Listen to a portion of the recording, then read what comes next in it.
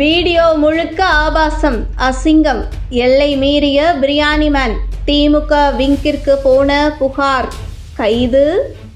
Biryani man வீடியோக்கள் தொடர்பாக திமுக ID விங்கின் அதிகாரப்பூர்வ புகார் தளமான ஐடி விங் ரிப்போர்ட் பக்கம் விமர்சனம் வைத்துள்ளது. அவர் மீது புகார் தர வேண்டும் என கூறியுள்ளது. இதனால் அடுத்து அவர் கைதாக வாய்ப்பு உள்ளதோ என்ற எதிர்பார்ப்பு எழுந்துள்ளது. தற்கொலையை தூண்டும் வகையில் வீடியோ வெளியிட்டது, பெண்களை கடுமையாக பேசியது போன்ற புகார்கள் அவர் மீது வைக்கப்படுகின்றன. அதோடு அரசின் சமூக நீதி திட்டங்களை அசிங்கமாக பேசிய பிரியாணி மேனை கைது செய்ய வேண்டும் என்று திமுகவினர் சிலர் கூற, தற்போது பிரியாணி மேனுக்கு சில அதிமுகவினர் சப்போர்ட் செய்கின்றனர். இந்த நிலையில் இவருக்கு எதிராக திமுக ஐடி விங்கின் அதிகாரப்பூர்வ புகார் தளமான ஐடி விங் ரிப்போர்ட் பக்கம் விமர்சனம் வைத்துள்ளது. அவர் மீது புகார் தர வேண்டும் என்று கூறியுள்ளது. இதனால் அடுத்து அவர் கைதாக வாய்ப்பு உள்ளதோ என்ற எதிர்பார்ப்பு எழுந்துள்ளது. கடந்த ஒரு வாரமாக இணையத்தில் பெரிய பிரச்சனையாக மாறி இருப்பது பிரியாணி மேன் இர்ஃபான் டெய்லரக்கா சண்டைதான். இணையத்தையே இந்த சண்டைதான் உலுக்கியுள்ளது. பிரியாணி மேன் என்பவற்றின் உண்மையான பெயர் ரஃபி. இவர் பிரியாணி மேன் என்ற சேனலை நடத்தி வருகிறார். அபியூசிவ் என்ற சொல்லுக்கு அர்த்தம் இருக்கும் என்றால் அது பிரியாணி மேன் தான். வாயை திறந்தாலே வன்மம், கோபம், அசிங்கம் தான் இவர் ஸ்டைல். இதை சிலர் டான்க் டார்க் என்றெல்லாம் சொல்வது உண்டு. ஆனால் உண்மையில் டான்க் டார்க் வீடியோக்களை சர்வதேச அளவில் பார்த்தவர்களுக்கு இவர் பேசுவது டான்க் டார்க் இல்லை, அபியூசிவ் என்று தெளிவாக தெரிந்திருக்கும். பெண்களை விடாமல் திட்டுவது, பெண்கள் வீட்டு வேலை பார்க்க வேண்டும், திருமணம் செய்வதே வேலை பார்க்கத்தான், செம்மொழி பூங்கா என்பது பாலியல் தொழில் செய்யும் இடம் என தொடங்கி இவர் பேசுவது எல்லாம் அசிங்கம், வன்மத்தின் உச்சம்தான். இப்படிப்பட்ட பிரியாணி மேன் மீது ஏற்கனவே ஒரு வீடியோ புகார் உள்ளது.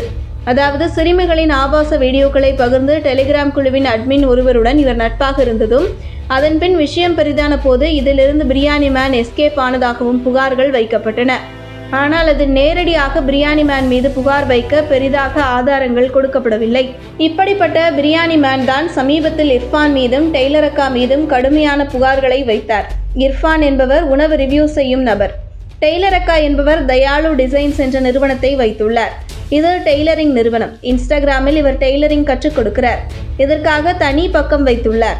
சமீபத்தில் டெய்லரக்கா என்று இவர் ட்ரெண்டிங் ஆனார். இதற்கு அவரின் வீடியோக்கள் தான் காரணம்.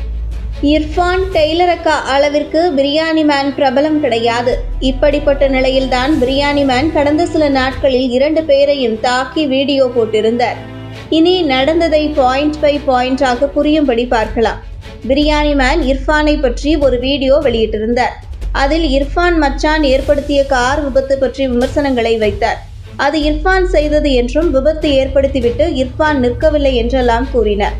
அதோடு இர்ஃபான் தனது குழந்தையின் பாலினத்தை வெளிப்படுத்திய விவகாரத்தை பற்றியும் விமர்சனங்களை வைத்தார். இதற்கெல்லாம் இர்ஃபான் ஆதாரங்களுடன் பதிலடி கொடுத்தார். மச்சான் ஓட்டியதற்கான ஆதாரம், விபத்து ஏற்படுத்திய பின் அங்கேயே நின்றதற்கான ஆதாரம், போலீசிடம் பேசியது உள்ளிட்ட விஷயங்கள் பற்றியெல்லாம் இர்ஃபான் பதிலடியை கொடுத்தார். அதோடு புகார்களுக்கு எல்லாம் ஆதாரங்களுடன் இர்ஃபான் பதிலடி கொடுத்தார். இதற்கு டெய்லரக்கா பிளவுஸ் வீடியோ என்று ஆபாசமாக வீடியோ போடுவதாக புகார் வைத்தார் பிரியாணி மேன்.